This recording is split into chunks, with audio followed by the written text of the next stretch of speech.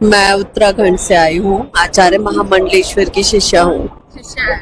तो मैं देख रही हूँ आप इतनी मतलब सुंदर हैं, तो कभी ऐसा मन नहीं करा साध्वी जीवन छोड़ के और कुछ आगे करने का? मुझे जो करना था वो छोड़ के मैंने ये वेश धारण किया है। तो ऐसा क्यों? ऐसा मतलब क्या था कि साध्वी जीवन में कि आपने सोचा कि साध्वी बनना सुकून। चाहिए?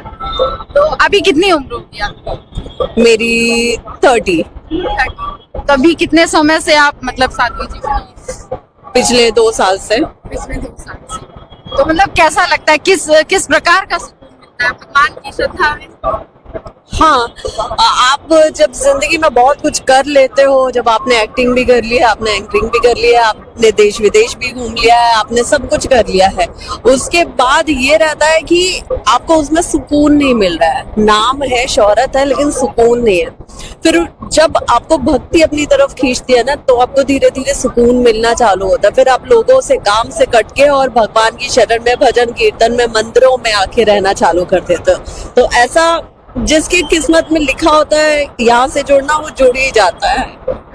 जी, वो बात तो सही कह रही। मैं ये जानना चाहूंगी, जैसा कि आपने बताया कि एंकरिंग, एक्टिंग, तो मतलब आप एक तरीके से एक्ट्रेस रह चुकी हैं। जी। अच्छा, तो कुछ ऐसे आपके काम जो कुछ आप बताना चाहेंगे? आप गूगल पे सर्च कर लीजिएगा।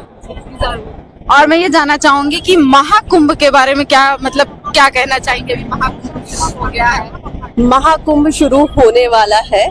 आज पेशवाई पूरी हुई है और 12 तारीख को उद्घाटन है, यानी कि परसों 13 तारीख से महाकुंभ की पूर्ण भव्य महाकुंभ की शुरुआत है, जिसमें देश से ही नहीं बल्कि पूरे विश्व से लोग आएंगे, इसका हिस्सा बनेंगे। सिर्फ भारतीय नहीं बल्कि जितने भी विदेशी हैं वो भी इसका हिस्सा बनेंगे। तो बहुत अच्छी बात है। हमारी संस्कृति, हमारा जो सनातन धर्म है वो अब दूर दूर तक फैल रहा है। हर कोई सनातन रंग में रंग रहा है, तो ये अपने आप में बहुत अच्छी बात है। अच्छी बात, सही कही आपने।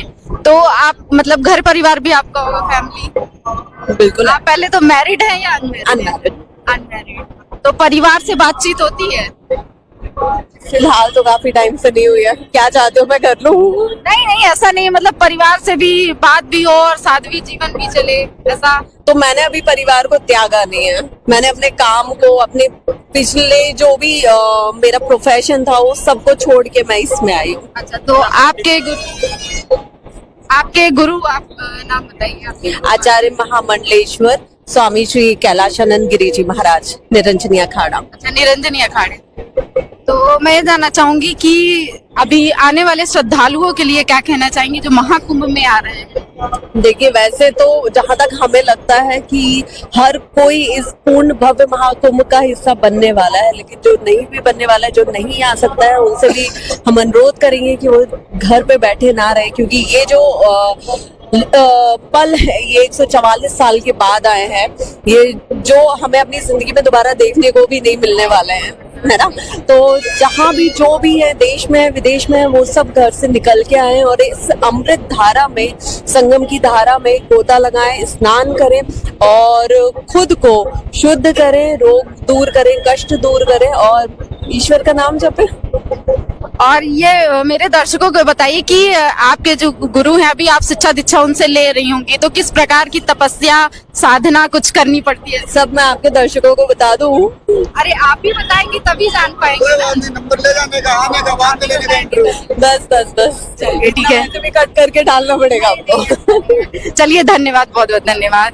तो प्रयागराज का स्नान पर्व यानी जैसा कि आप जानते हैं कि 13 तारीख और 14 तारीख को है।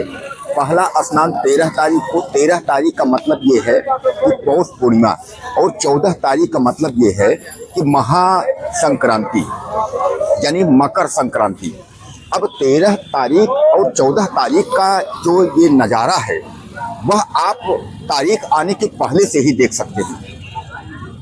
यह दृश्य जो है प्रयागराज, जब आप पहुंचेंगे प्रयागराज से, जब मेला यानी विश्व का सबसे बड़ा मेला के अंदर जब आप प्रवेश करेंगे, वही की स्थिति आप देख रहे हैं कि यह लोगों की जो तस्वीरें हम बराबर आपको दिखा रहे हैं, इन तस्वीरों में आप देख सकते हैं कि जो भक्तों का, श्रद्धालुओं का जो तांता है वह किस तरीके से जो है बराबर यानी आ रहा है।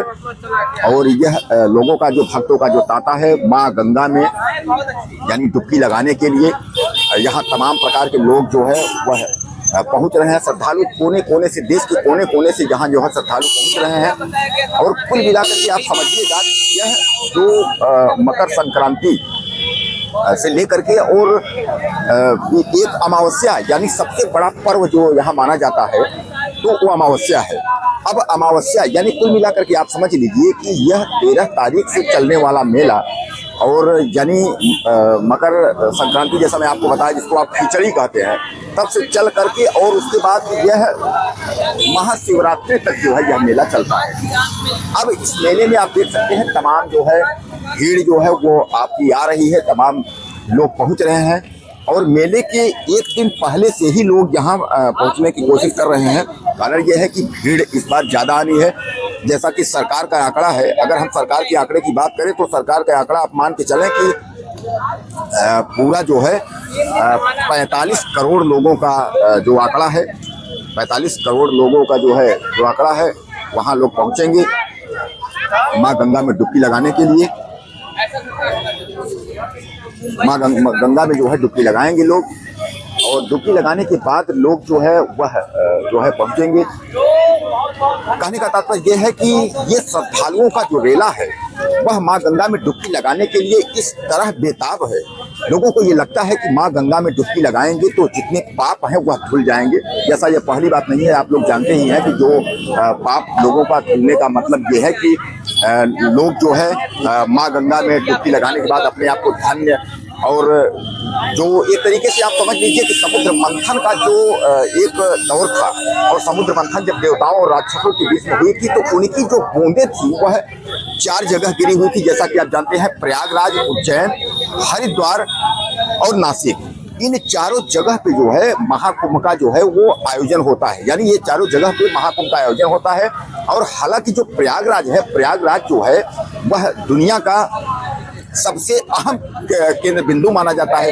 जैसा कि आप जानते हैं कि जो अखाड़े निकलते हैं तमाम साधु सन्यासियों का, उसका भी जो अध्यक्ष की अगर हम बात करें, यानी जिन दौरों को हम लेकर के अगर हम साधु सन्यासियों की बात करें तो प्रयागराज जो है वो उसमें अहम है। कहने का तात्पर्य यह है कि प्रयागराज जो है अपने आप में एक जो है शहर की बात करें या देश या दुनिया में, तो इस भीड़ की वजह से खासकर विश्व का सबसे बड़ा जो मेला महाकुंभ 2025 का आयोजन है। हालांकि 2000 इसके पहले 13 में आयोजन हुआ था, उस समय अखिलेश यादव की यानी समाजवादी पार्टी की सरकार थी। अब 2013 के बाद 12 साल बाद फिर इस महाकुंभ का आयोजन हुआ, जो कि यह महाकुंभ जो है 12 साल बाद इस बार जो है योगी आदित्यनाथ, योगी बाबा, बुलडोजर बाबा के नाम से कई आप जानते हैं, तो यह लोग जो है सरकार की जो मंशा है, सरकार की मंशा यही है कि किसी भी प्रकार का कहीं भी कोई लोगों को जो है कोई दिक्कत ना हो, कोई परेशानी ना हो और लोग जितने भी हैं वो अपना हर एक स्तर जो है यहाँ पहुँच करके और श्रद्धालु डुबकी लगाएं। यानी सरकार का मतलब ये है कि सुरक्षा को लेकर के चौक चौबंद की जो है सीसी कैमरों, एलआईओ, तमाम जो है एजेंसियां, गुप्त एजेंसियां तमाम जो है इस मेले में मौजूद हैं। यहाँ लोगों को किसी भी प्रकार का यह जो है शासन जो है वो चूक नहीं देना चाहती है, किसी भी प्रकार का शासन जो है चूक का मौका नहीं देना चाहती है कि जो अपराधी या आतंकवादी या इस तरीके का कोई श्रद्धालुओं को दिक्कत या डिस्टर्ब करे, तो चप्पे चप्पे पर जो है निगाहें जो है वो सरकार की हैं। तो आप ये देख सकते हैं कि देश का जो है और विश्व का जो है सबसे बड़ा मेला प्रयागराज में आयोजित है। उसके पहले स्नान के लिए जो तस्वीरें आप लगातार देख रहे हैं, श्रद्धालुओं का आने का जो तस्वीर देख रहे हैं कि लगातार श्रद्धालु जो है, जो भक्त जो है वह ताते के साथ जो है क्रम बाई क्रम जो है वह मेला यानी खासकर महाकुंभ में प्रवेश कर रहे हैं। सबसे बड़ी बात एक मैं आपको बता दूं कि इस मेले में जो यहाँ की राज्य सरकार खासकर सूबे के जो मुखिया हैं योगी आदित्यनाथ ने है वह फ्री यानी निःशुल्क बसों का भी संचालन कर दिया है। यानी मेले के ग्राउंड तक वह बसें आपको ले आकर के छोड़ेंगी जिनका आपसे कोई चार्ज नहीं लिया जाएगा। अब ऐसे में अगर हम बात करें तो जो श्रद्धालु आ रहे हैं जो महाकुंभ में डुबकी लगाने के लिए माँ गंगा में, तो वो काफी खुश हैं और उनकी काफी जो है खुशी की लहर उनके अंदर दिख रही है। उनको ये लग रहा है कि किसी भी प्रकार की जो है कोई दिक्कत तो होगी ही नहीं। योगी हैं और मोदी हैं तो मुमकिन। यानी कहने का तात्पर्य है नरेंद्र मोदी देश के यशस्वी प्रधानमंत्री इसका दौरा कर चुके हैं मेले का। और अगर हम अपने सूबे की मुखिया की बात करें, योगी आदित्यनाथ की बात करें, तो सूबे की मुखिया भी हमारे जो है वह इस मेले को देखने के लिए बार बार जो है वह भी पहुंचते रहते हैं।